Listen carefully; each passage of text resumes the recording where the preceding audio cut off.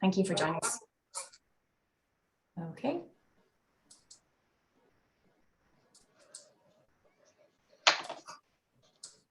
Great. So good morning, everyone. And you're very welcome to this morning's webinar on plastics in the circular economy, which is hosted by Irish Manufacturing Research, Secretariat of CIRCULÉIRE, the National Platform for Circular Manufacturing. My name is Sophie Reynolds, and I'm a circular economy technologist with IMR. And you'll see both myself and my colleague, Dr. Geraldine Brennan, head of CIRCULÉIRE and circular economy in IMR, who will be representing the CIRCULÉIRE team here today. So CIRCULÉIRE is a public-private partnership between IMR, our strategic partners, the Department for Environment, Climate and Communications, the EPA, EIT Climate Kick, and our 25 founding industry partners. Running between 2020 and 2022, CIRCULÉIRE's mission is to accelerate Ireland's transition towards a net zero carbon circular economy. A key objective of the programme is to demystify, de-risk and deliver circular business model innovation for Irish industry. Each year for the duration of the programme is run, we co-deliver a series of working groups with our appointed expert facilitators on circular economy topics deemed strategically important to supporting our industry members' transition to a circular economy. Through a series of meetings, ideation workshops and webinars, these working groups bring together a multi-sectoral group of panel members comprised of CIRCULÉIRE industry members, solution providers, academia and third sector to identify the core barriers hampering the development of circular economy with respect to the thematic area, and to work together to co-design innovation proposals that can help move the dial forward in supporting Irish industry's transition to circularity. I will be sharing some of those with you today. Past working group topics have included the circular bioeconomy, circular procurement and industrial symbiosis. In September, we ran our webinar on packaging and reusables in circular economy. And a link to this recording of this webinar can be found on our CIRCULÉIRE website for those of you who missed this.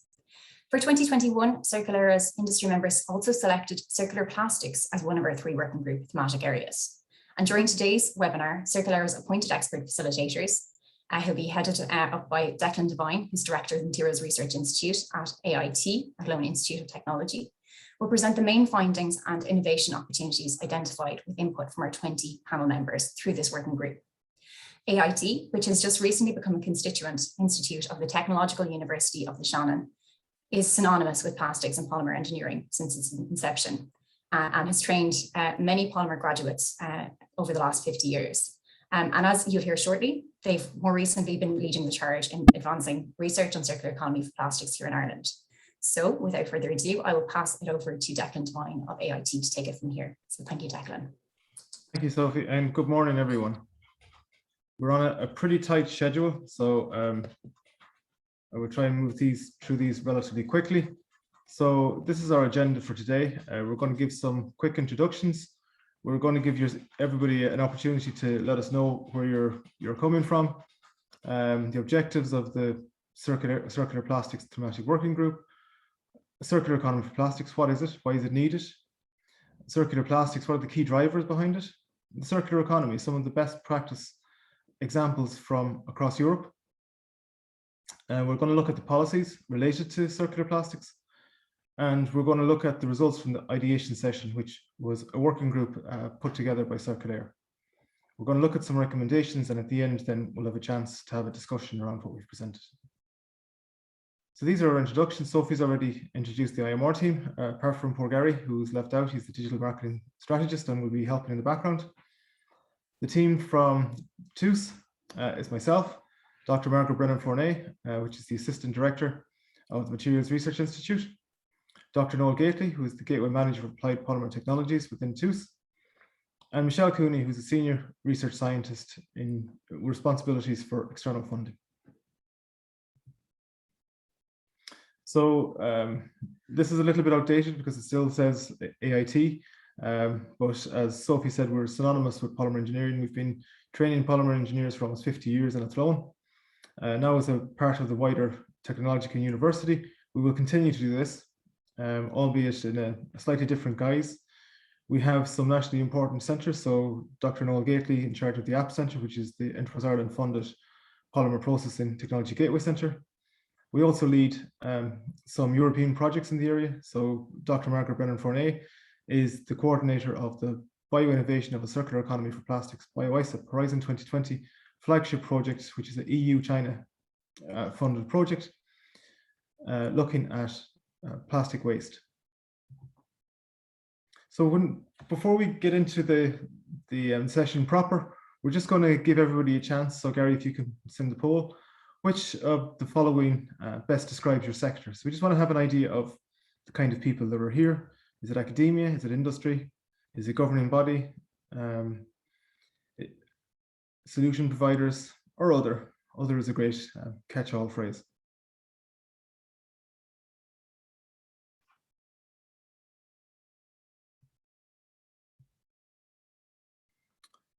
So we'll just give everyone a few seconds. That should be relatively quick to answer.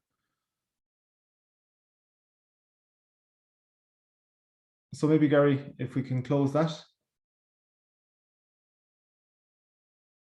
So there's a lot of academics here. I included myself as an academic. Solution providers, it's great to see some of that. Government and policy sector representatives, fantastic, 15% of our attendees. Brilliant industry, 30%, third sector, 3%, and other. Maybe we can talk about other in the question and answer. So we can close that, Gary. Thank you.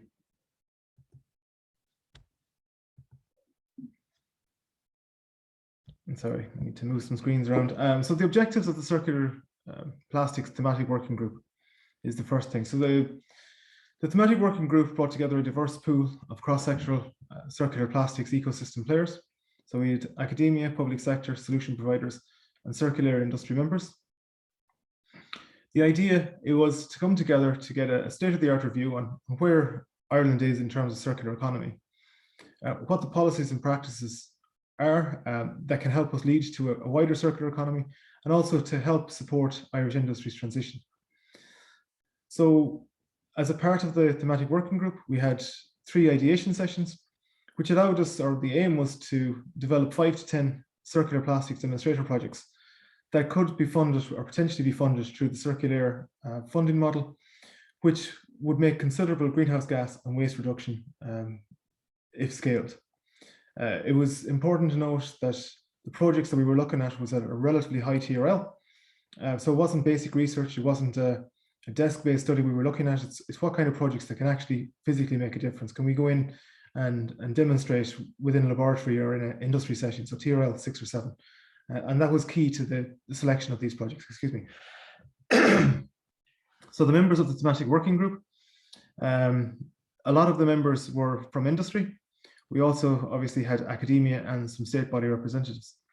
The names of the different people are here, and I believe the slides will be shared, so you'll be able to go over this in some detail. So overview of the report. We summarized the thematic working group ideation sessions. We settled on 8 projects, although one of them had 2 separate parts that were identified with the thematic working group that the CIRCULÉIRE industry could help to drive, and we could actually make, like I said, some greenhouse or waste reduction changes. So we examined policies and actions that were aligned to the circular plastics and provided a landscape of a review of the policy, an international best practice, but it wasn't a mapping exercise of Irish plastic value chain. And that's something we'll come back to at the end. We examined the challenges and opportunities that were there and provided recommendations of the steps which can or could or should be taken to move towards a circular economy of plastics. And a lot of what I'm going to present here is a summary of this report, but just to point out that it is an extensive report. So if there's further details or if you think there's things missing from the presentation, it's likely to be covered in the report. So a circular economy for plastics, what is it and why is it needed? I think it's a fair question. So a circular economy is a restorative and regenerative by design. This means the material constantly flows around in a closed loop system, rather than being used once and then discarded. In the case of plastic, it means simultaneously keeping the value of plastics in the economy without leakage into the environment. That's fairly wordy, but I think the picture tells 1,000 words, so to speak. So on the left, you see the status quo. So we take resources from the earth, we make a product, and then we dump it and hope the earth can figure out what to do with it. But with plastics, many plastics, or the majority of plastics, will last 1,000 years in the environment. So it's critical that we move away from this model and back to the make, use, and recycle model. So not only are we saving the environment, we're also retaining the intrinsic value of that plastic. And that intrinsic value includes the value of the product itself, but also the greenhouse gas, the energy that was used in generating the plastic component, and all the other chemicals and additives that were added to the plastic. And if we can remove these from the environment, we will truly be making a major step forward. But when we talk about plastics, most people here will be familiar with at least some of these. PET bottles have the recycling symbol 1. I think most people will have seen it, and if you haven't seen it, if you look at a drinks bottle, you will see it. So there are 7 different types of plastics listed, but other is quite extensive. So other can be anything from ABS in cars. It can be high impact polystyrene, polyurethanes. There's a vast number of polymers covered under other.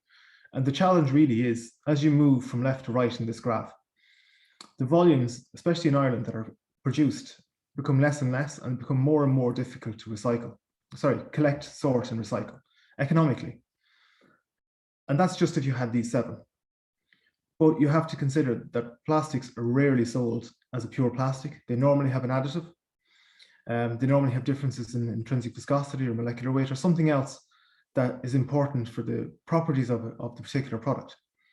So for PET bottles, that has a specific intrinsic viscosity. So meat tray is made from the same material, it has the same symbol, is also PET, but it has a different intrinsic viscosity. So when you mix both of those together, you tend to not have the properties required for making a bottle anymore. Similarly, materials like polypropylene, it's a crystalline polymer, but there's a lot of problem with shrinkage.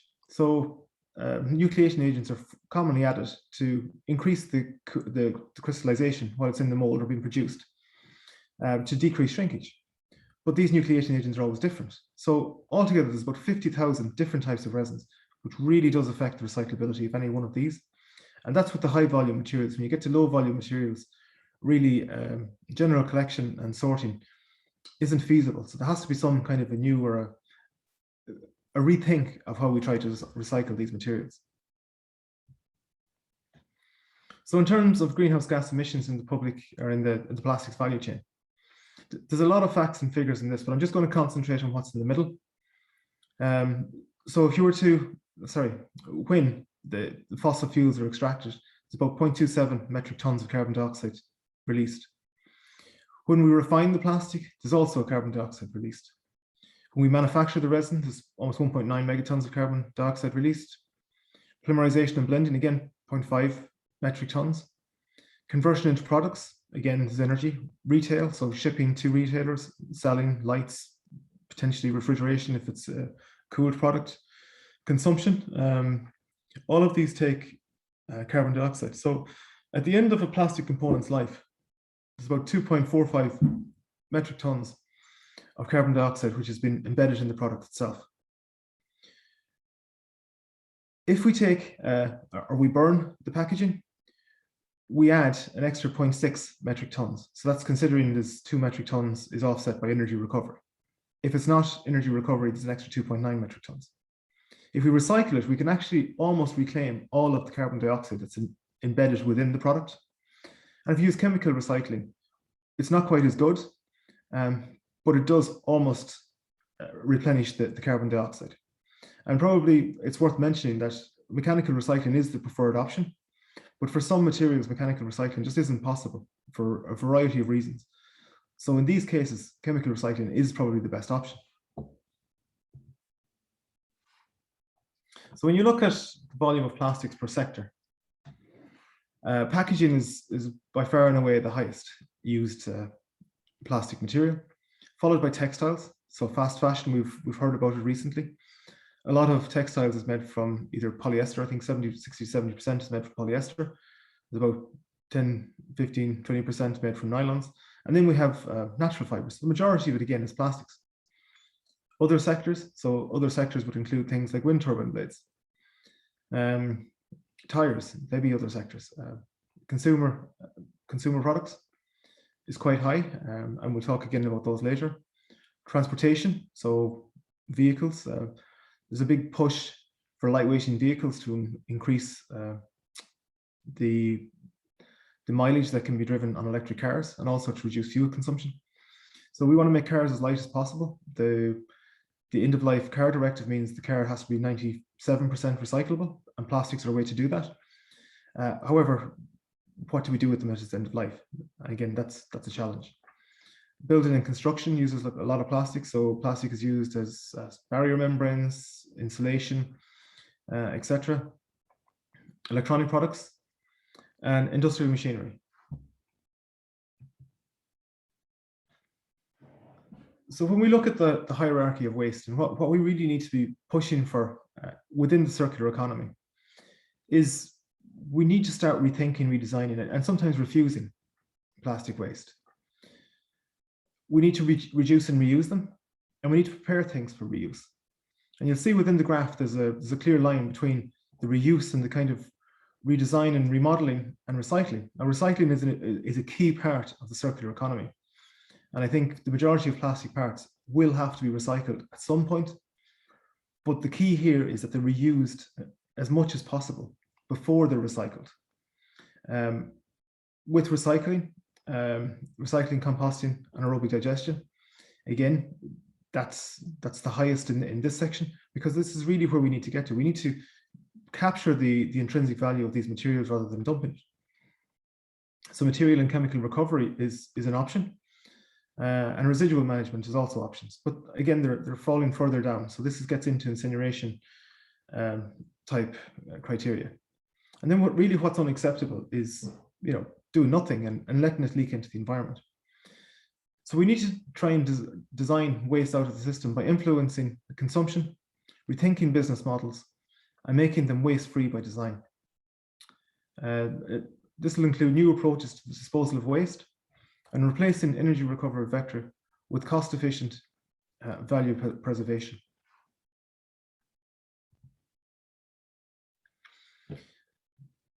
We're not sure which, or we weren't sure at the start the background people were coming from. So we said we'd throw in some definitions here just to make it clear when we're talking about different things. And I know from experience, there's a lot of misinformation out there. So a bioplastic is a plastic that's derived from a natural resource. So this can be polylactic acid, which is further down the list as well, but it also can be biopolyethylene. So we've had a customer come into us that they were sold the idea that if they used biopolyethylene, it was more environmentally friendly. And in terms of manufacturing it, maybe, but it still is polyethylene. It still will last 1,000 years if it's in the environment. And the customer wanted to use it from the point of view that it wouldn't be in the environment. They didn't want to find their product in the environment. So this, again, is something that they weren't clear on, and I think we should be. A biopolymer is a polymer that's naturally occurring. So chitin comes from the shells of crustaceans and can get it from mushrooms. Polylactic acid and PHB, they're excreted by bacteria. Biodegradable, so it breaks down in the environment by bacteria or living organisms. So again, biopolymer and biodegradable, they generally go hand in hand. Compostable, so if you see something that says it's compostable, that means it complies with EN 13432, which requires plastics to break down in an industrial composter within 12 weeks and disintegrate, I think it's 90% after 6 months. But this is under controlled heat, moisture, temperature, and airflow. It's not a standard home composter, which a lot of people have. So home compostable means it'll break down in the home composter. So it doesn't need all of these really tightly controlled criteria to allow it to break down. So I bring these up because PLA is used a lot and it's marked as compostable, and it complies with the regulations. But if you to bring this home, put it into your own home composter, it won't compost. The only things that will are things made from thermoplastic starch, cellulose, or PHB.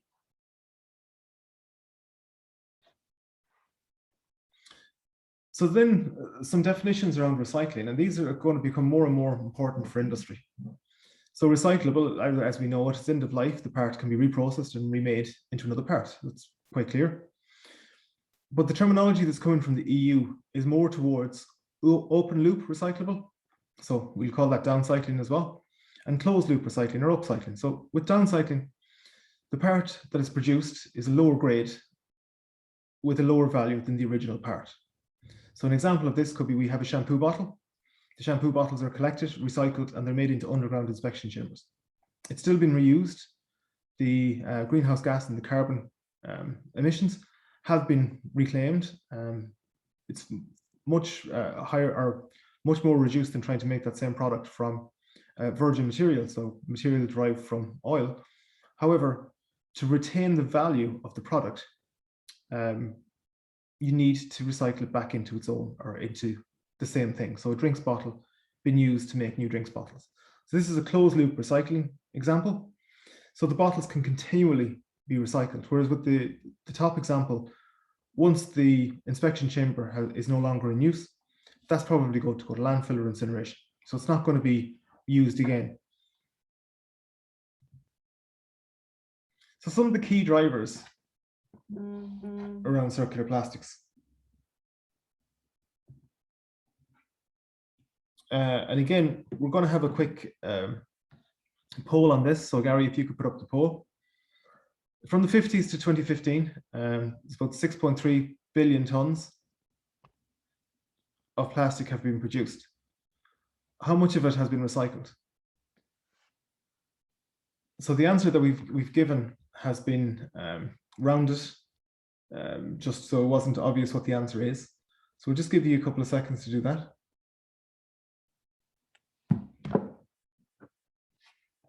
So Gary, if you can give us our results, please.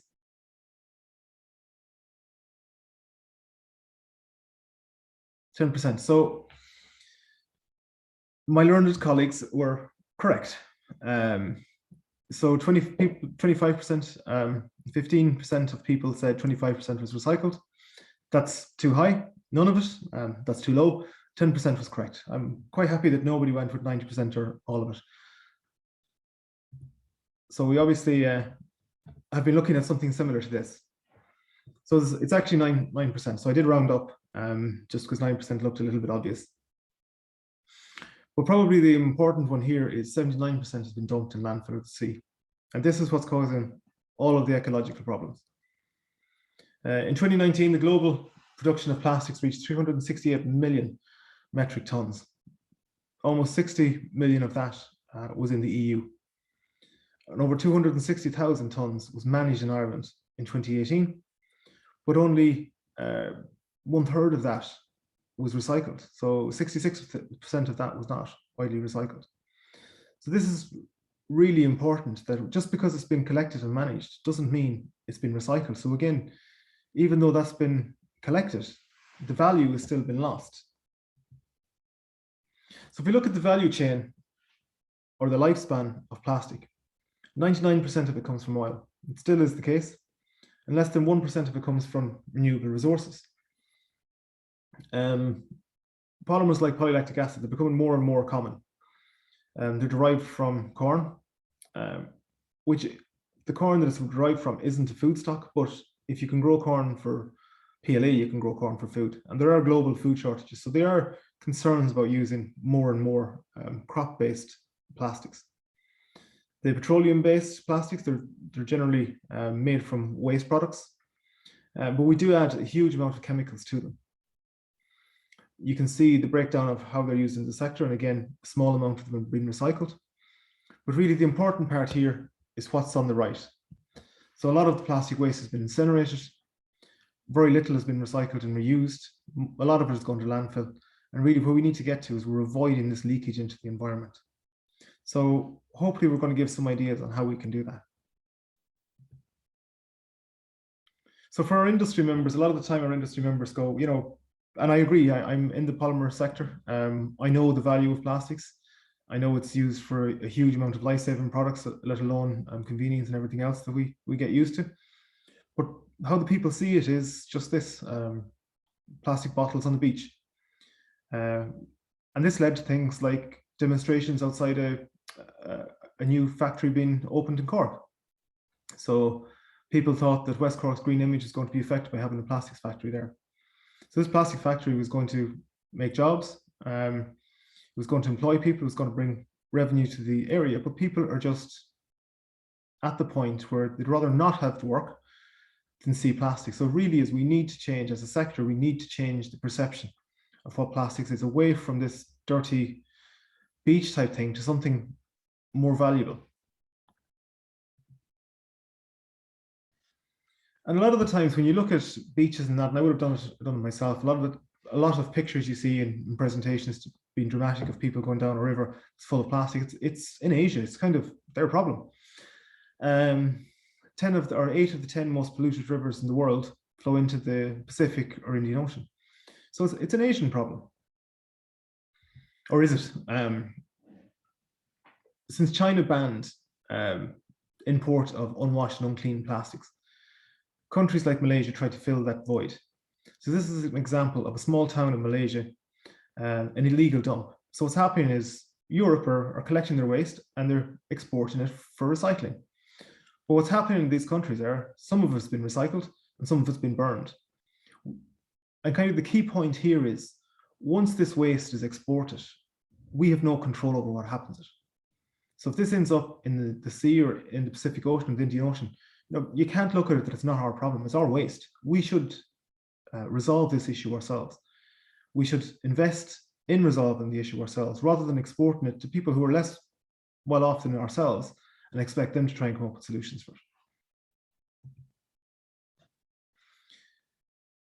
And like I said, plastics are hugely important. This is European figures. The similar figures from IBEC in Ireland, hugely important. Where there's almost 200 plastics companies in Ireland.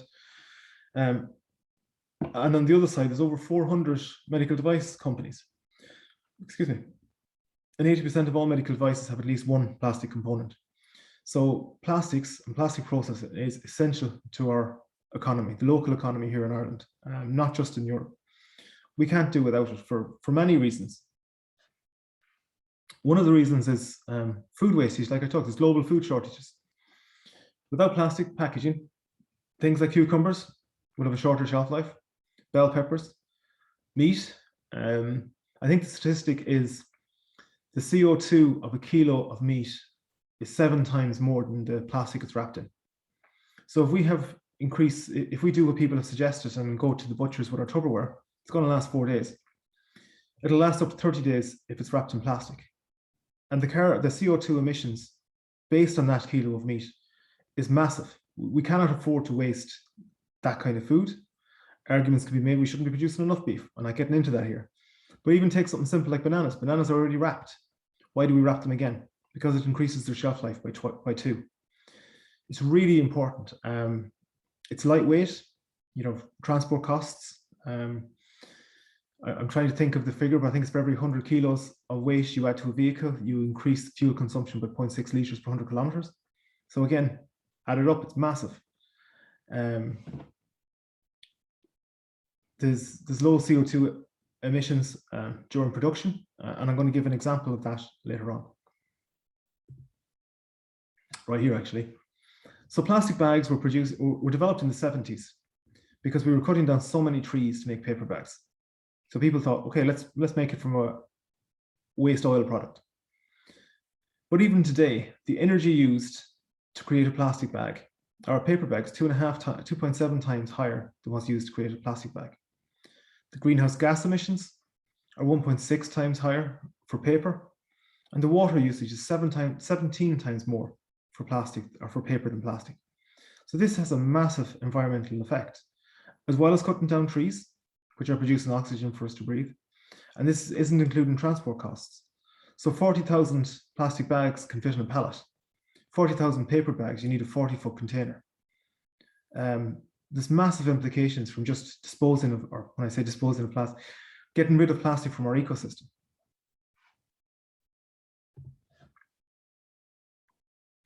So the challenges and opportunities. So recycled plastic does not always match the performance of virgin plastics. So you might get black specks in recycled PET bottles. Recycled PET or clear recycled bottles start to become opaque. Premium meat containers are black. However, near infrared cannot detect black parts or if they have carbon black in them. Now, Manock and Delta Q have come up with a solution to this called Detecta, which looks black. It's not quite black, but can be detected by near infrared.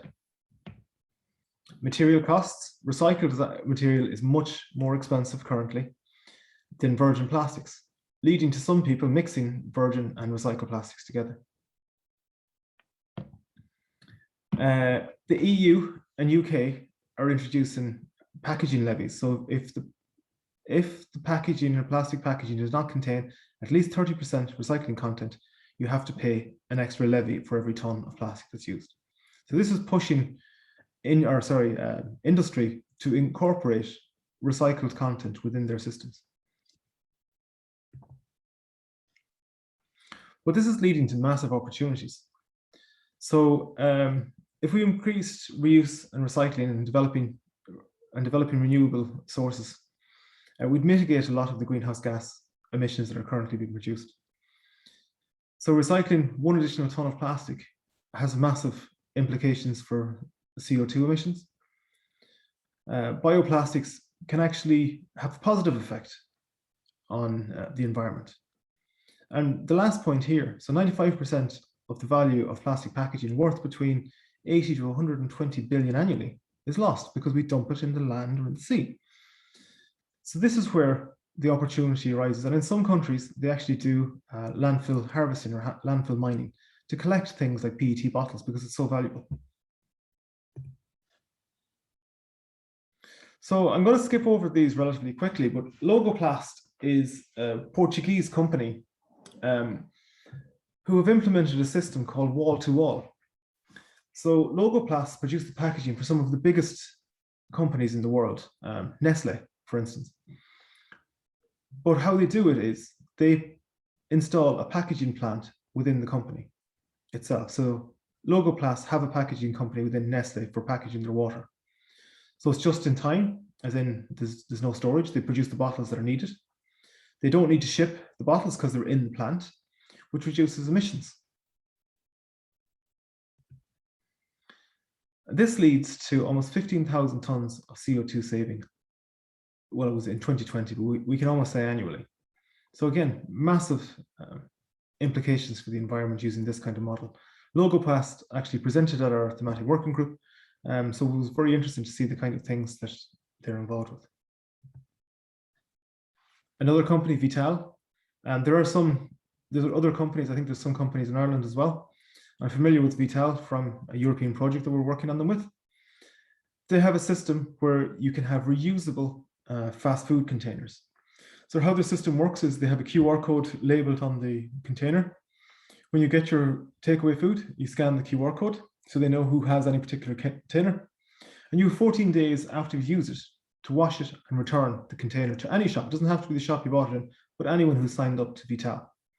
If you don't, there's a €10 penalty for every container, which is very expensive. But they have found that using this kind of system, every container, the average time for containers to come back to them is 3 days. So with the reuse model, we're lowering CO2 emissions by 60%. There's less solid waste. I'm just going to read the headlines. You can read the rest when you're reviewing this afterwards. Lower energy consumption. Materials are recovered and reused. There's lower product waste. And there's lower water consumption, all in the manufacture of the parts. So this is the BioICEP project that I mentioned earlier that Margaret is coordinating. So like I said, it's an EU flagship project. It's co-funded by the European Commission and the Chinese Ministry for Science. And it's targeted at what's here on the left of the image itself, mixed plastic waste that there's really no value to trying to sort. There's small volumes, low grade, sometimes contaminated. So what the project is working on is advancing virgin to virgin plastic recycling using mechano-green chemical approaches.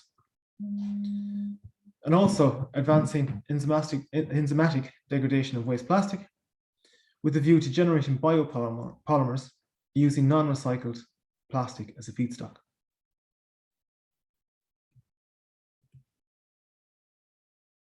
So some of the policies that are important to circular plastics. So the European Commission are really pushing for the circular economy for the reasons that I've already said. So they want to scale up circular economy from being front runners to the mainstream economic players. So they really see the value of the circular economy. Our aim is to be climate neutral by 2050.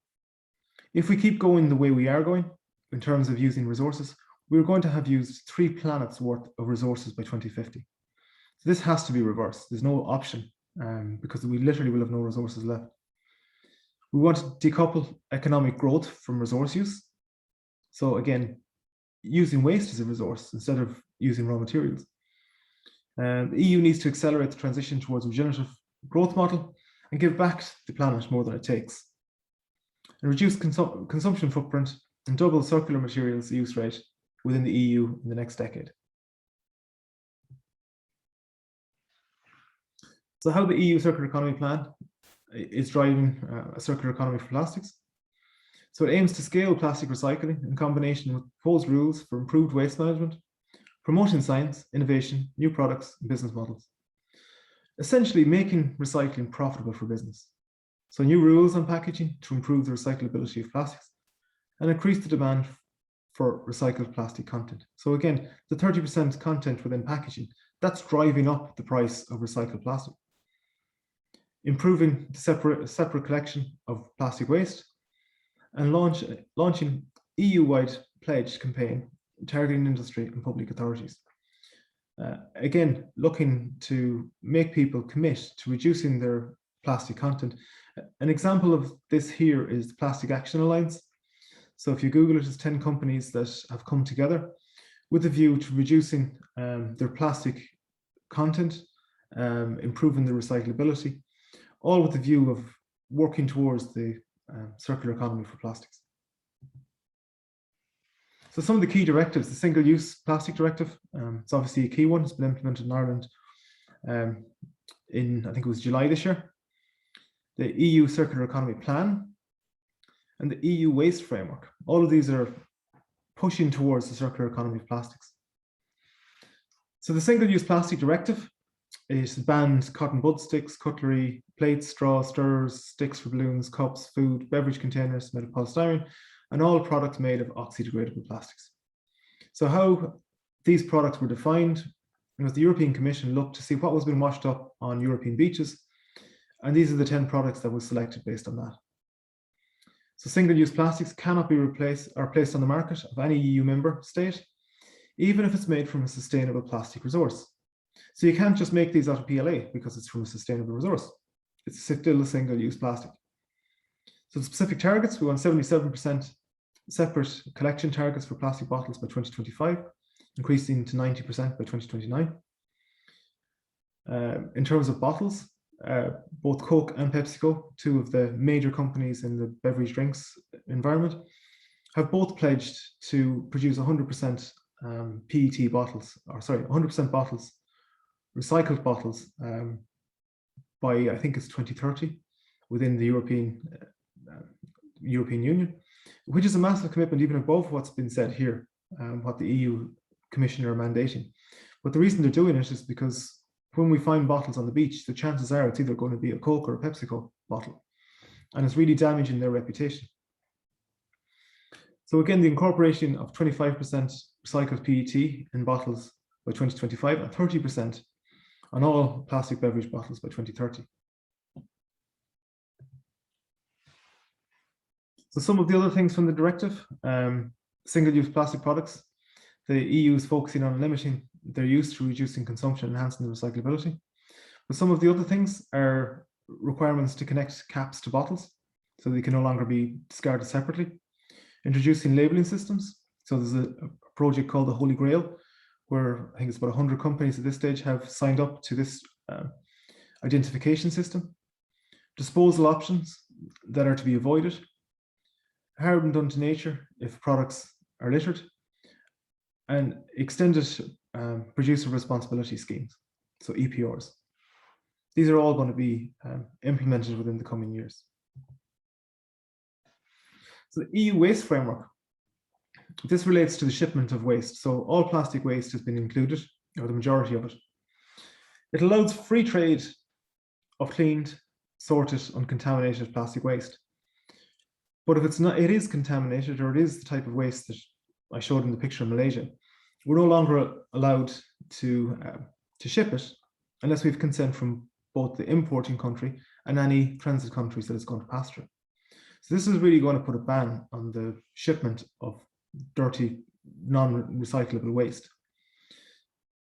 It also mandates that we cannot trade with other countries, such as the US, who don't have an alternative agreement that meets the requirements of the framework itself.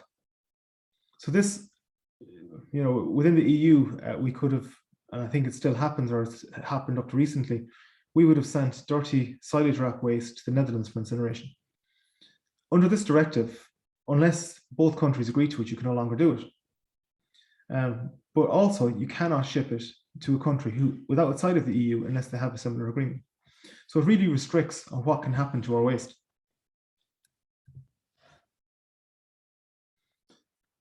Then just to mention the EU regulation for promoting the use of bioplastics. So bioplastics are an option, and I've already said they can reduce the CO2 emissions.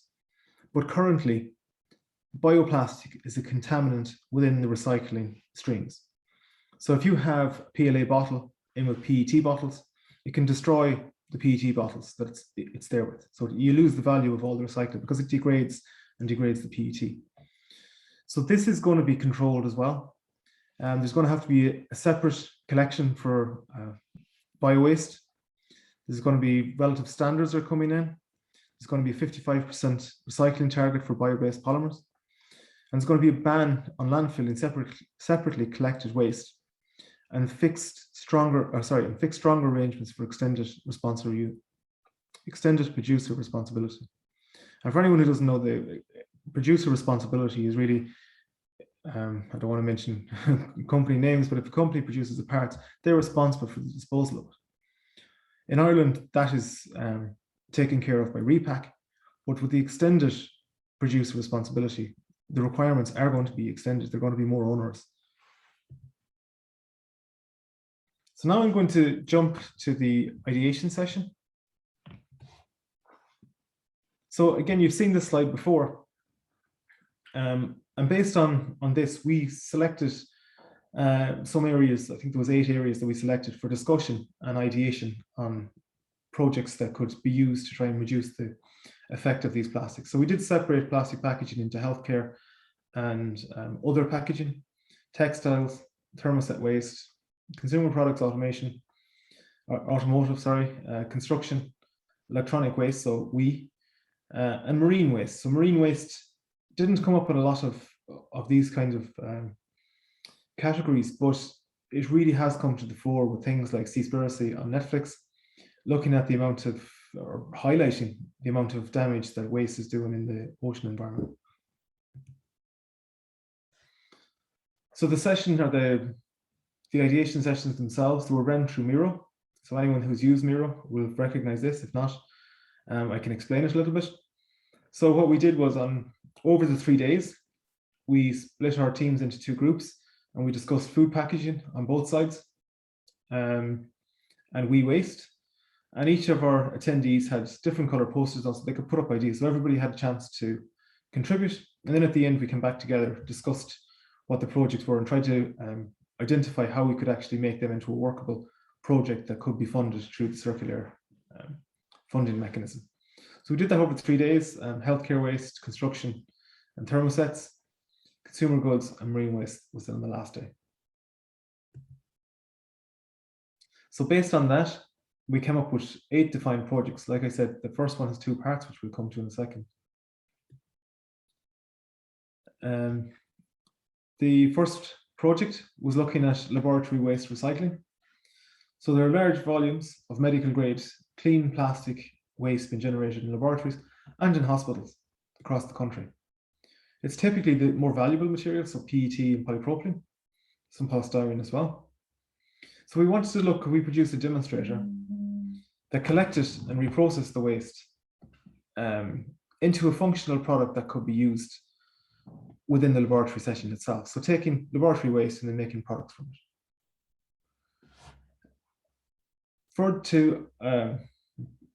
to come up with this project, we identified potential partners as being an RPO lab. We chose a lab rather than a hospital just because it would be easier to control.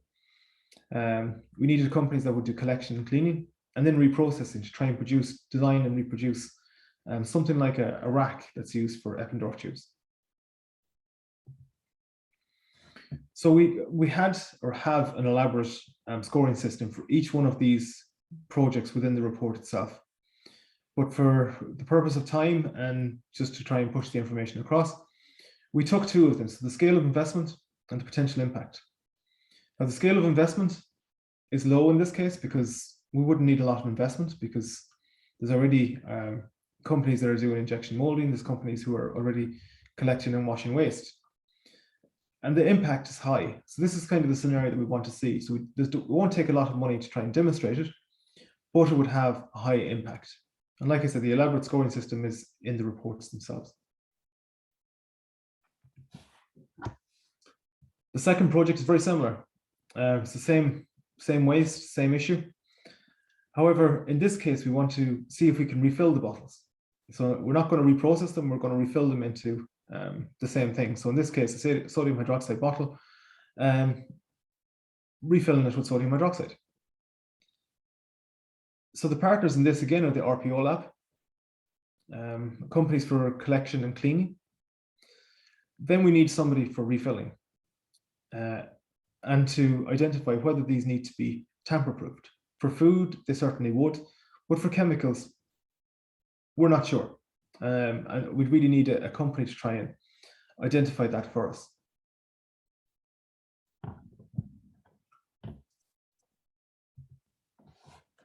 So again, for this, there's a low scale of investment, but it was felt that the impact wouldn't be as great for various reasons. And again, this was the scoring by the Thematic working group.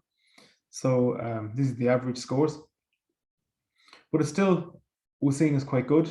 One of the major challenges we saw with this project was a lot of these chemicals have been imported from outside of Ireland. So it'll be quite difficult to get somebody to refill them. But if that could be overcome, this could be a really good project. The second project we looked at was cleaning of single-use bioreactors. So plastic bags used to grow vaccines and medicine, such as the one here on the right. They're used once. They're a very complex structure. They're multi-layer constructs and are destroyed once they're used because it's not feasible to recycle these, but can they be reused is the question. So single-use reactors range from 20 litres to 5,000 litres. They're a high value and they're sold by the life science sector. So we estimate that there's thousands of these used annually in Ireland between the pharmaceutical sector, but also the third level academic sector. So we estimated that and as is the business to business waste, it can easily be collected and sorted. So for a demonstrator, we wanted to assess the volumes, costs involved, savings, life cycle analysis. Maybe the parts needed to be better designed for reuse. And we wanted to develop decontamination and cleaning processes, which again could potentially mean enzymatic cleaning. So in this case, we again would need waste collectors, and we need washing, decontamination, including enzymatic cleaning, characterization, bioburden assessment, and reuse trials. And so in this case, bioburden assessments were seen as key, because if you are making a vaccine or anything else, you don't want that to be contaminated with whatever was left in or used in the bioreactor the first time. So that would be key. Excuse me. So again, there's a higher scale of investment with this. So it would be a more difficult project to achieve, but it could have a very high impact.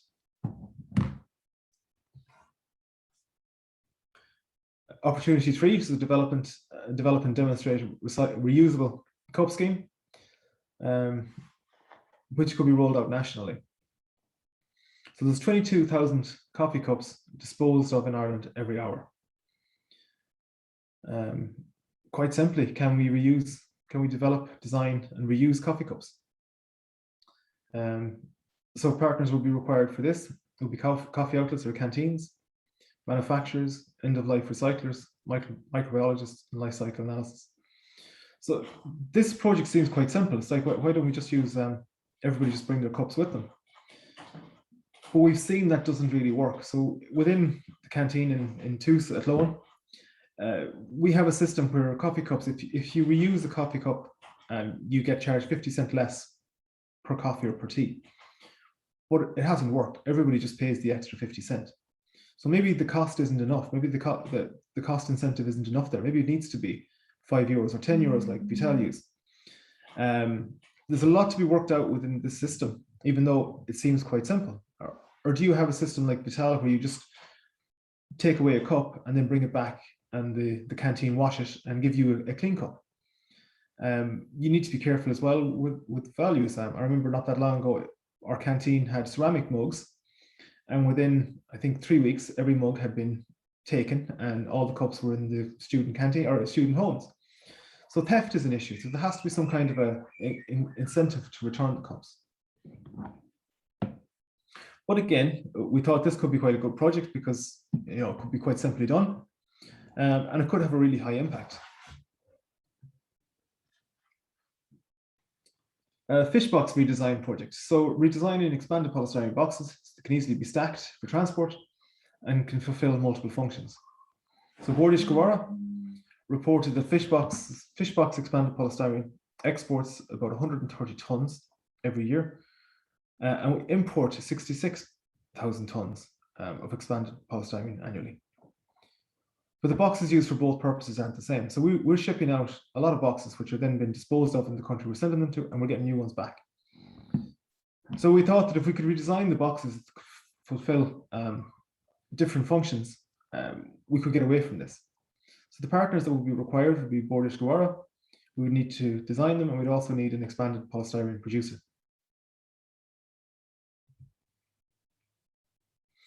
So we thought the scale of investment, again, could be low. Expanded polystyrene is a low cost process. We also thought the impact would be medium. Why aren't they being reused at the moment? Maybe legislation can mandate that they have to be reused as opposed to having to redesign them. These are all things that needed to be considered. An example was given on the day that an Irish company was catching shrimp, exporting it to another country to be deshelled and sent back to Ireland for retail. And it was different packaging that were used for each application. If that could be mandated that they had to use the same expanded polystyrene, potentially they could be. Another project we were looking at was the recyclability of meat packaging. So what I've shown here is vacuum packed meat. So the plastic packaging here is highly complex. It's got between 7 and 12 layers, all with a different function, from barrier resistance to tear strength. But one of the issues previously, and it still is an issue, was the barrier layer used in these packaging was PVDC. And if you tried to recycle the packaging, PVDC would actually degrade at a temperature lower than the melting point of the other polymers. So all you get was a black mess if you tried to recycle it. So a lot of companies are trying to move towards EVOH, which will give similar properties, but you have to use more of it to give the same properties, which means the content is about 8% EVOH. But reports have shown that anything over 5% leads to unacceptable properties in terms of clarity and barrier properties for the recyclate. So this project really was designed around, can we assess how much, actually, what is the effect of increasing it? And can we reduce the content down to less than 5% and still have the barrier properties that's needed for meat? So for this, we need a meat processor, waste collector, washing, reprocessing, and characterization partners.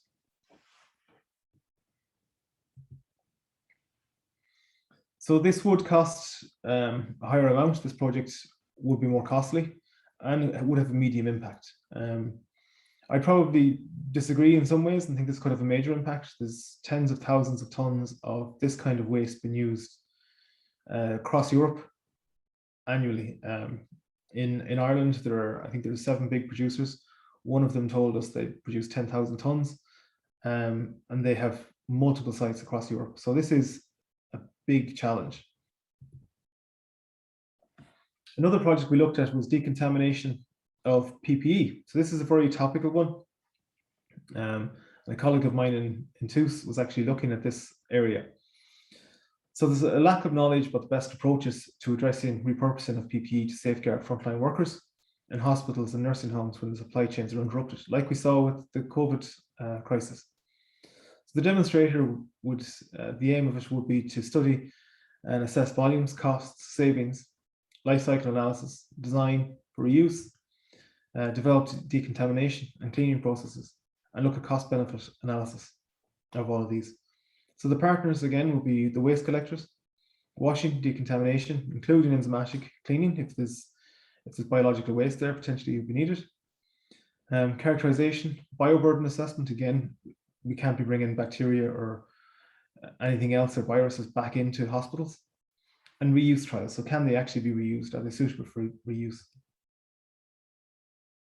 This was ranked a medium scale cost and also medium impact. I think the reason for the medium impact is because if there's any kind of biological blood or anything on that waste, it just can't be reused using existing methods. So a lot of investment would have to be made to create the methods that would allow us to reuse them, even though this project itself would be quite simple. So opportunity 7 is related to fish waste, marine waste. So collect and repurpose other fishing related materials. So kind of says it itself. So currently sent to waste streams or lost at sea. Could fishermen be incentivized to return materials from boats at the sea? Can materials be reused for marine related consumables, etc.? So some of the things to consider, a lot of the time boats are charged for collecting of waste in the docks, but they can obviously throw it overboard for free. So that's something that could be looked at, and maybe it's not the case in Ireland, but I know it is in other countries. In countries like Greece, I believe they have a fishing for waste policy. So if a fisherman catches waste, rather than throwing it back in the sea, they're actually paid for recycling of it or for bringing it back to the dock to recycle it. So that could be something that would have a big impact. There are other things coming from Europe, such as paying kind of a levy if you're buying fishing nets, but then you get a refund if you return the fishing net. But interestingly, it doesn't have to be your fishing net you return. So if you catch a fishing net while fishing, you can return that for, the figures haven't been defined yet, for between 200 and 500 euros. Again, to incentivize the cleaning of the oceans. So for this specific project, we thought some of the partners would be involved in the fishing industry, Marine Institute, Bordish Gawara again, waste collectors, washing, decontamination, including enzymatic cleaning if needed, characterization, bioburden assessment, depending on what the application was, and reuse trials. So what can we actually use this material for? A lot of the time fishing nets are made from nylon or polypropylene. So again, these are materials that are high strength and can be recycled and reused. The scale of investment could be quite low, and we thought the impact could be quite high with this one. The last project I'm going to talk about is the co-processing of thermosetting waste with concrete. So across Europe and across this is an example from the US, where wind turbine blades have met their end of life and they're chopped into 3 and they've been buried in the ground. So this is a really difficult waste to handle. It doesn't melt. We have graveyards of boats across Europe with the same kind of material. It's all fiberglass or fiber reinforced thermosetting resins. So it all has the same problem. So what can we do with this waste? So some of the international best practice in this is co-processing it with concrete. So there's thousands of tons of construction and thermosetting waste produced in Ireland annually. So the processing of the thermoset materials into concrete could act as a carbon sink, reducing CO2. If you consider that these are generally made from fiberglass, concrete has silicon or silica and all the different types of elements in there, which are actually contained in glass. If the fibers remain intact after burning, so if it's a different type of fiber, it can actually act as a reinforcing agent for the concrete once it's set. And also, even if it doesn't, it acts as a filler. We already add fillers to cement and aggregate. So even if it's not fully burned, it could be useful. So the partners that we were looking at for this project were a concrete manufacturer, waste collector, and a testing lab. So again, we thought the scale of investment was quite low. We thought the impact was medium. So this is bespoke. So with wind turbine blades having a useful life of 10 years or a warranty for 10 years, a lot of them, once they reach the 10 years, they will be disposed of. So we don't know if this would actually be sufficient to get rid of all of the thermosetting waste that we're producing. It will certainly make a dent in it, but maybe it's not enough on its own. Maybe some other ideas are needed.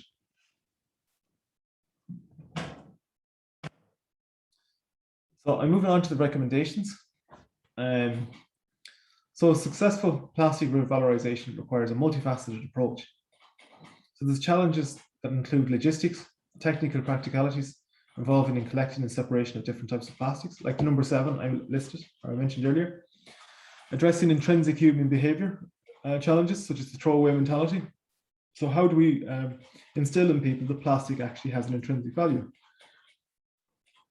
To enhance compliance, collection, recycling, it needs to be made very easy with very little physical or mental effort required.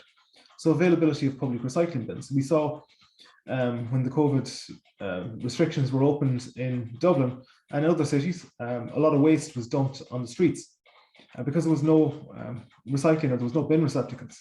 So after Dublin County Council put out a lot more bins, the waste was alleviated because it was easy for people to comply. Deposit return schemes need to be implemented and expanded. Substantial investment is required in infrastructure and research. So state-funded chemical recycling, demonstrator plants, potentially we could use the regional development or Invest EU for these kinds of things. We need to design out plastic waste through higher penalties and using single-use plastics. For using single-use plastics. So the plastic bank levy in Ireland worked exceptionally well and has been copied the world over.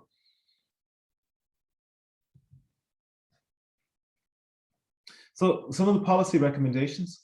So at a national level, we need to clearly distinguish between plastics that can be collected in recycling bins versus recycled. So recently, we can now put flexible plastic into the recycling bins. That no longer can be incinerated because of EU directives, and we can no longer ship it out of the country. But if we go back to the EPA figures earlier, 66% of what was collected already wasn't been recycled. So this is probably going to increase. We need to come with strategies for this. And also to be clear on what is happening with that waste. We need to develop a strategy for recycling of materials.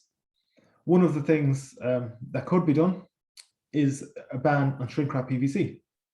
So if you take drinks bottles such as Lucozade or Monster, they're both made from PET, but they have shrink wrap PVC on them, which prevents the automatic sorting machines in recycling plants from detecting it as PET. So it rejects it, and if it doesn't reject it, the PVC actually acts as a contaminant and ends up creating black spots on the PET. So that's something that could be done that could help recycling. Another thing would be recommend the use of a small number of plastics. So instead of having packaging made from PET, polypropylene, high-density polyethylene, if it was just polypropylene and PET, it might reduce the complexity in trying to sort these kind of plastics. Maybe not polypropylene, maybe HDPE is a better one. The EU will mandate that there's a clear statement on the recyclability of plastics included in parts, whether it's open loop or closed loop recycling. This is already within the EU circular plastics. Well, it's not a treaty, but the documentation that's been prepared. But Ireland should be a leader in this. Can we push this rather than waiting for the EU to bring in the law and us kind of falling in line when we have to? Is this something that we could push? We have REPAC who potentially could push this kind of thing. Is this something that can be done? So some of the recommendations for statutory bodies. So end of life waste processes needs to be streamlined. So a lot of the time we spoke with some people and they're trying to get a waste classified or declassified as waste so they can use it for products. If there could be some kind of a system where if a material that underwent a certain process for one company was deemed to not be waste, could that then be allowed for other companies to use if they can prove it's the same thing, to streamline that kind of process? Maybe additional resources are needed in this area as well. Materials passport will be required for recycled materials, identifying what it is, what it was, and other key information. So if you look at the link here, so this is again something that we could start working towards implementing.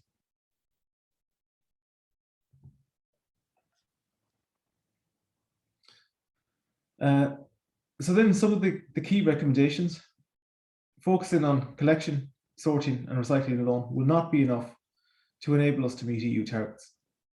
Committed action is needed higher up in the waste hierarchy to reuse, reduce, redesign, etc. Ireland needs a clear strategy that examines the future of plastic waste in Ireland. Plastic is here to stay for literally for 1,000 years if it's discarded, but it also improves our life in so many different ways. Modern life can't go on without it, but what can we do to stop it from affecting the environment so badly? So this roadmap should involve all Irish actors, waste industries, consumer industries, processors and services, and set forth a cohesive development strategy for plastics. So that's the end of me talking on my own. Hopefully we'll have an opportunity to have a discussion around this. And I'm going to invite back in the panel members. I see there's a lot of questions gone through. I obviously wasn't answering them. I think some of my colleagues did. We've had a nice active discussion on the chat is what I would say. So thanks to everyone who's made contributions so far. I see a question is here from Claire Downey of Community Resource Network Ireland and just saying about reuse of plastic products in projects selected for investigation and with the ambition to go further in EU mandates. Will the reuse projects, lab equipment, etc., also look at design for reuse of that product? Example, is plastic the most appropriate material for that product in terms of reusability, or can it be designed to better facilitate reuse? So Claire, what I will say is I worked recently with one of our panel members on this particular group, Dr. Una Fitzgerald. She actually heads up the Irish Green Labs Network, and she's very interested in lab sustainability. She was also involved in a Science Foundation Ireland project, which is around closing the loop on lab products. One of the particular challenges we face in Ireland, and this is very often the case, is that we're often using plastic products, lab products that are at the end of quite a long distribution chain. So we're quite at a remove often from the original manufacturers. And there are often take back schemes and the like operational in continental Europe. One of the challenges is obviously how do we get it from Ireland back to the manufacturer? So certainly design is something that does need to happen. There needs to be engagement with manufacturers and OEMs at source. But what I would say is there is a huge effort to look at within the island of Ireland. Where are there opportunities for reuse? Can we do things like wash and return kind of schemes? Will that actually, result in degradation to quality of the actual lab equipment?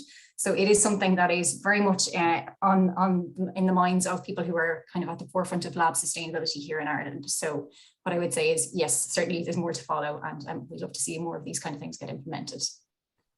Do any of the other panel members want to respond to that particular point? Yeah, I'm going to just say that clearly, and it's actually a really good question. And I think for the majority of cases, plastic is used because it is the best material to use. Now, it should be reused. I think that's probably something that we need.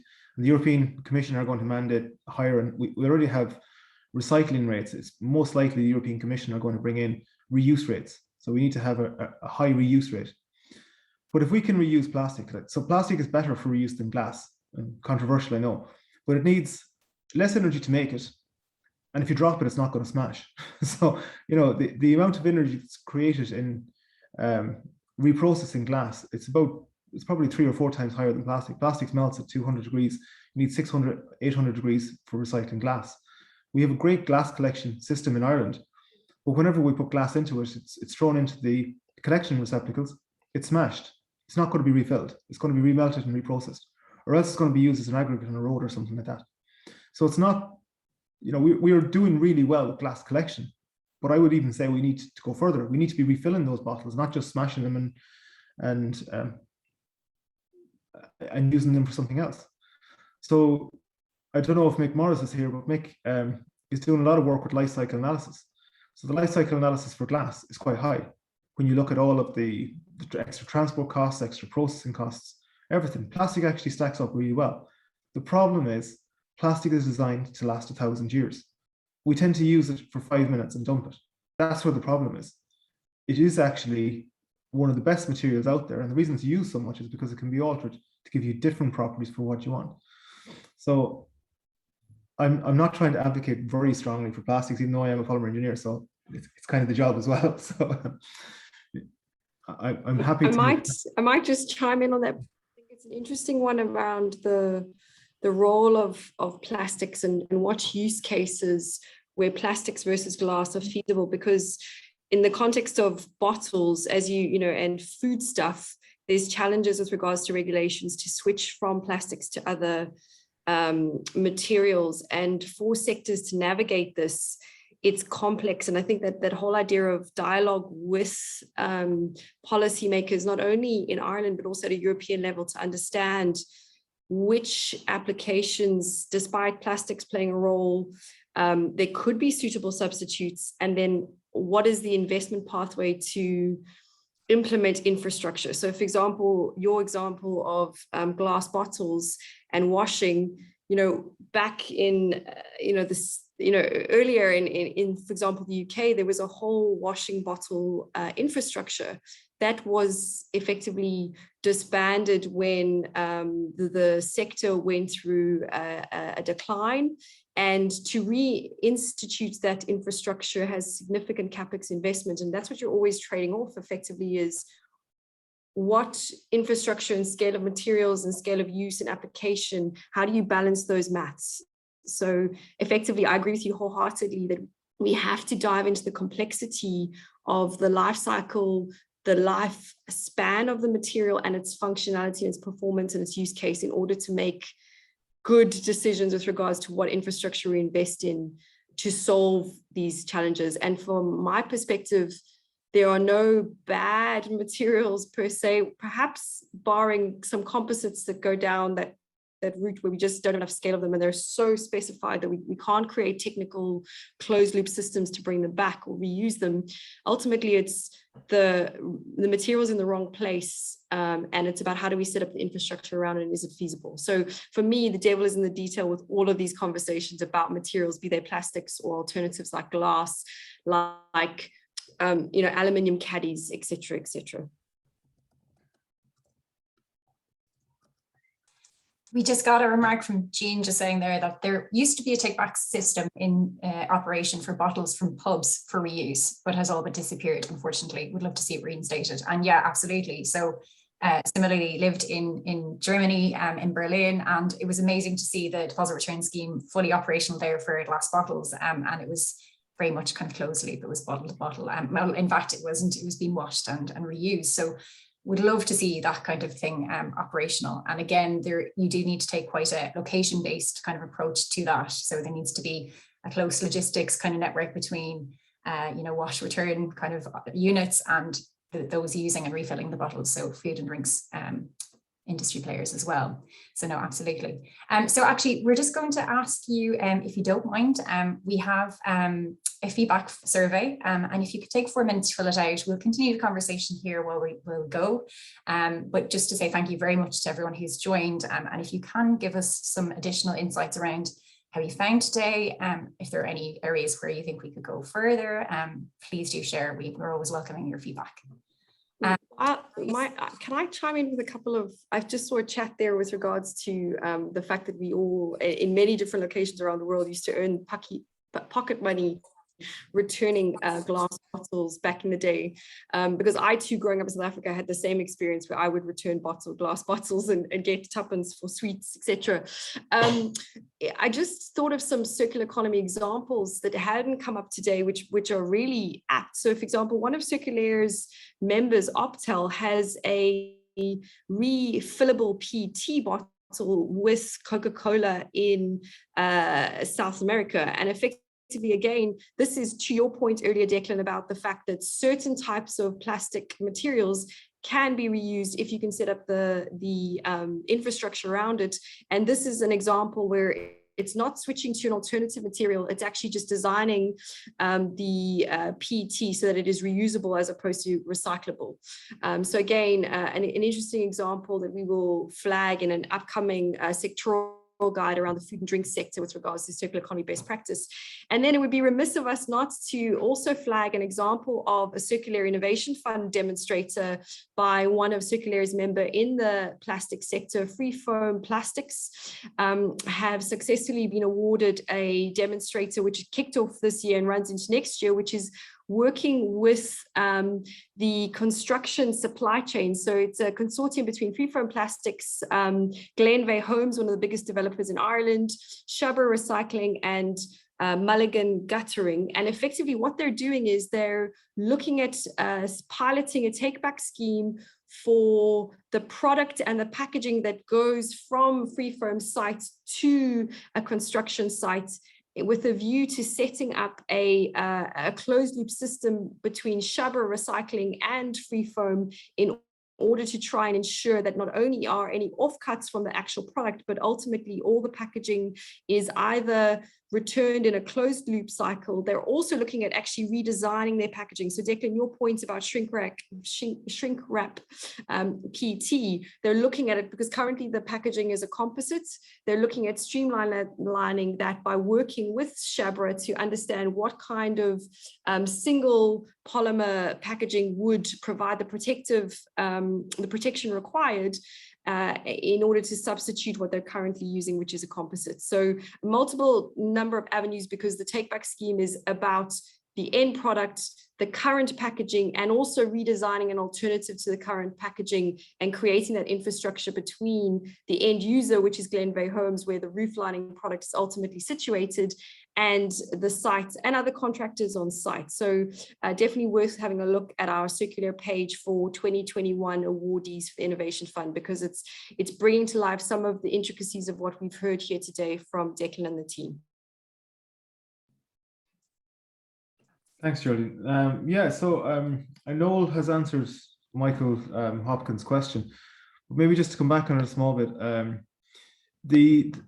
And actually, just for everyone's benefit, I might just repeat the question, just because I know when this comes to the recording, you're not privy to the discussion here. So the question was, has there been any consideration given to projects around single-use, non-sterile consumables in the medical space? So Noel has already responded in the chat, and just handing it over to Declan. So thank you. Yeah, so Noel has mentioned the regulatory issues or challenges that may be a stumbling block to that. But I was just going to say the project that we were looking at with reusable and refillable laboratory waste laboratory waste would be a demonstrator for hospitals as well. So the idea would be that we will be collecting, when I say we, it's the Royal We, collecting the waste, so the clean, or not even clean, the contaminated PET, polypropylene, polystyrene, washing it and reprocessing or repurposing or refilling, depending on what's suitable. So it would be a demonstrator that could be used to demonstrate what can happen in the hospital settings. But you're right, or Noel is right, that regulatory would be the key thing there. But having said that, there's lots of laboratories and hospitals as well that could potentially benefit from this. Maybe I can comment on what Bill said there as well, Sophie. Yeah, absolutely. If you want to just repeat what he said. So Bill pointed out rightly, it's not exactly like for like. Jordan is correct, it's complex and needs thorough research for unintended consequences. I completely agree, and that's why I wanted to mention it. It is a case that at the moment, we couldn't take a beverage bottle and refill it. It's not designed to be refilled. It would have to be redesigned. It would probably have to be more robust, maybe a thicker wall thickness, but then could be used. And even at that, it won't be used indefinite. At some point, it would probably get tarnished, it would probably get marked, it would probably get damaged in some way that will mean it will have to be recycled. So even though, reuse is probably where we need to go, even from the point of view of the single-use directive, if it's used twice, it's no longer single use. But we still need to consider what's going to happen to it at its end of life. Do you want to, Sean, put in a message there about his company? I think it was well, I just wanted to say, so one of the attendees that we have today is from Viva Green, and You actually were on my radar already, I have to say. So you, Viva Green, for anyone who isn't familiar, do circular economy household and laundry cleaning products. And they make use of bottles that are 100% recycled plastic, reusable, recyclable, and refillable. It's great to have you on board. What Sean has just said is, yes, that plastic is a fantastic resource. The main thing is if it's used properly and kept in circulation. So yes, absolutely. When it comes to defining a circular economy for plastics, the main thing is to avoid that leakage into the natural environment and to keep the value in circulation. So thank you very much for that. I'm just going to see, was there any other comments or questions? And if not, I might just move on to the final points. And we did have a question here around pharmaceutical manufacturing and around packaging waste. Will the single-use legislation eventually apply to sectoral waste? Does anyone, any of AIT want to address that one? I'm not sure I do, because I don't know the answer to it. Yeah, to be honest, I don't know it either. We have had some discussions with large pharmaceutical companies who are interested in looking at their waste streams and seeing how we could revalorize those. So there is activity happening at the industry level, but I'm not sure what is happening at the regulatory policy level. From that, I guess it will. The regulations are going to get more and more stringent. They're going to give us a taster, I think, at this stage with the new single plastics directive that has come in. But the technologies, they're giving the technologies a chance to advance. And I don't want to start talking too much about the details of this there now, because it's a bit more complicated. But just to let you know, there's lots of research and developments going on, such as the H2020 project that I'm involved in, but there are many others across Europe and the globe that are pushing on this. And the answers include multiple modern methods, ranging from mechano, green chemical, and bacterial and enzymes to deal with new methods, making feedstocks out of these and reusing them as new polymers to keep that circle going in a different format to what you can't go out and buy this today, but there are solutions coming down the line. So I think that's why the EU are particularly leading the way with the sanctions they're putting on these things. But in their mind, they're starting off gently. I know they look very severe, but there are more to come. But hopefully, the technologies that are at the research stage now will progress onto higher TRL and make it out for industry adoption, so that industries will be able and communities will be able to deal with fuller circularity as we go forward. But it's great that we're getting a picture of this now, and that people are now understand what the word circular was. A year or two ago they didn't, and that incremental and stepwise we're going in the right direction. Yeah, and I guess just to kind of round off the answer, I agree with what Margaret said. The European Commission just had a deadline this week, and they had a specific call on increasing or decreasing single-use plastic, increasing the recyclability and reuse of them. So it is something that's they're putting money into it at the moment, probably with a view to banning more and more in the future.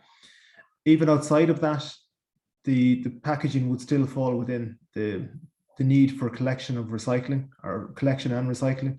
So those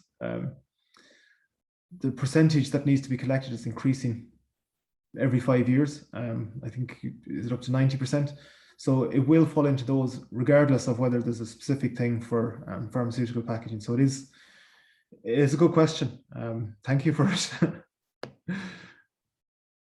Okay, so I am just going to ask us to move on to the next slide now. So thank you, huge thanks to everybody who has basically shared some questions so far. So if you could just go to next slide, please, there, Declan, that'd be great. Yeah.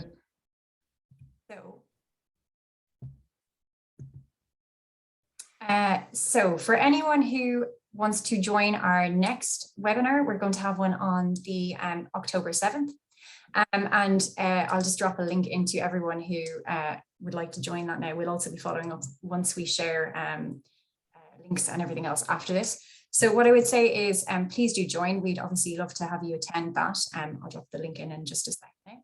And that is going to take place, as I said, on October 7th. It's going to present the main results and findings from the Circular Design Thematic Working Group, which has also been working in parallel with this as well. So we've had packaging, which the recording is now on the Circulaire website. I direct you all to go there as well. as our kind of publications. We'll also be following up next week with a recording from this webinar, excuse me, this webinar, our reports and the main outputs from this particular one. So I would just like to say, with the last little bit of time we have here, a huge thank you to AIT, to all our panel members who made this process incredibly valuable, and who have, thank you very much. I see Gary has just dropped the link in there. And just to say a huge thanks for everyone for joining today. We hope you found it useful. Please do fill the feedback form out if you can. And we really appreciate getting those insights based on how you felt this was, if there's areas where we can go further in terms of improving the usefulness of these kind of webinars for you. And just a huge thanks to the AIT team for guiding the CIRCULÉIRE members and panel members through this process. So I think it's been a learning journey for everyone, which is very much what this collective transition to circularity is about. So a huge thanks. So I think we can wrap it up there, unless you want to have any final kind of reflections. I think we just want to also thank everyone, especially the panel members. I'd like to thank IMR for the opportunity. It was certainly a learning experience for us. I think the more you delve into this, the more you realize that there's more and more questions coming up, and even the question and answer session today, that gives us some more things to look at. So, you know, it's fantastic. The communication around this is key. I think, like we said, the strategy for what we're going to do with plastics on this island is also a key element that we hope can come from this. So thank you all. That's it from me. Huge thanks, everyone. Thank you. You. Thanks all. Thanks, everyone.